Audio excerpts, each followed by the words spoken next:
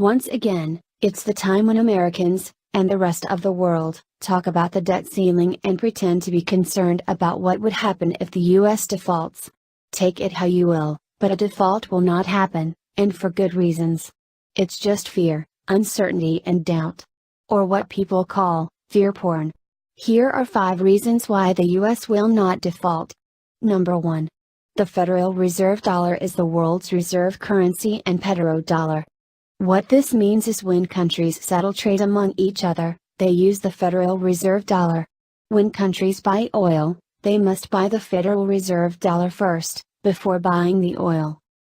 This unique advantage that the US has allows the Federal Reserve to export inflation, as well as ensure that the US will continue to dominate the world. In exchange for real work, and real goods, the US only needs to create money out of nothing to pay for it. Number 2. The US wants to maintain the current reserve currency and petrodollar status. This is because, as mentioned earlier, doing so would create demand for the Federal Reserve dollars, and therefore, make the rest of the world fund its own oppression. Even more insidious is the fact that in the presence of unlimited funds, many of the best minds in other countries choose to relocate to the US, resulting in the global brain drain, which only furthers US supremacy in many technical fields. Number 3. The Federal Reserve Dollar's backing. Some Americans claim that the Federal Reserve Dollar is worthless and so countries can abandon it and cause hyperinflation. While that is true theoretically, these people, on mainstream and alternative media, neglect to mention the fact that the Federal Reserve Dollar is backed by the full might of the US military. The world is, in effect, giving the US wealth so that the US can dominate it. So, what does that mean? Well, let's take a look at history. Once upon a time, Iraq, after the Kuwait War, sold oil in euros. After which the US invaded Iraq without the United Nations Security Council's approval, using the 9/11 attack, and an imminent WMD attack on US soil as justification. Then there is Libya that wanted to create an African gold dinar to sell oil with, as well as to pump up fresh water from the aquifers underneath the land to make it arable. The country was quickly bombed and all water pumps destroyed. The US proxies then quickly moved to secure the gold, as well as get loans from the IMF to turn Libya over to the US. And who can forget the ongoing war in Syria? President Assad has been selling oil in euros, as well as denying Saudi Arabia and Qatar the right to run a pipeline through Syria, into Turkey. This proposed pipeline would have given Europe the ability to be free of Russia's natural gas. Playing a double game, or perhaps hedging his bets, President Erdogan, while working for US interests, also signed the Turkish Stream pipeline with Russia, effectively removing the casus belli for the Syrian war altogether. Number 4. The debt can be paid back this very instant by executive fiat. Now, you may be thinking, this guy knows nothing. How does one pay back $20 trillion worth of debt? The debt can be paid back simply by having President Trump order the US Mint to coin 20 coins with the value of $1 trillion each. As of this moment, 2 of such high-value Zimbabwe-esque coins have been coined in the past. This is not something without precedent. Number 5. Fractional reserve banking. In fractional reserve banking, debt is money. Paying off debts would mean that the money supply shrinks, which would cause, what people call, a deflationary spiral, in which all prices keep dropping as the value of each dollar increases.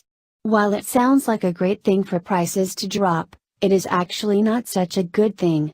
When the value of high-value items, like homes that people typically take out a mortgage for, collapse in its numerical dollar value, the homeowners would be underwater and would be hard-pressed to top up the sum.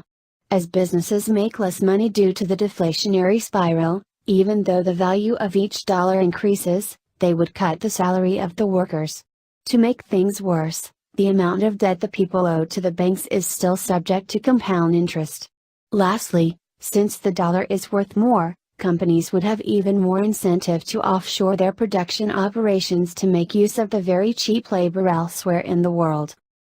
All these factors, and more that can be identified by the learned economists and such, would likely cause foreclosures on an even larger scale than the one in 2008, which is likely to cause great social unrest and upheaval.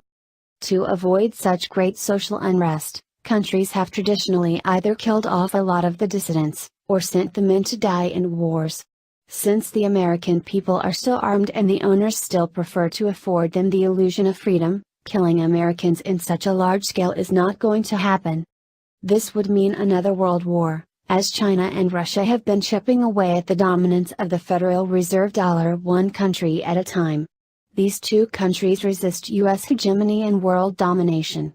Therefore, in the mind of the warmongers, they must be defeated to conquer Eurasia, the huge landmass that includes Europe, Russia, China, India and the rest of Asia.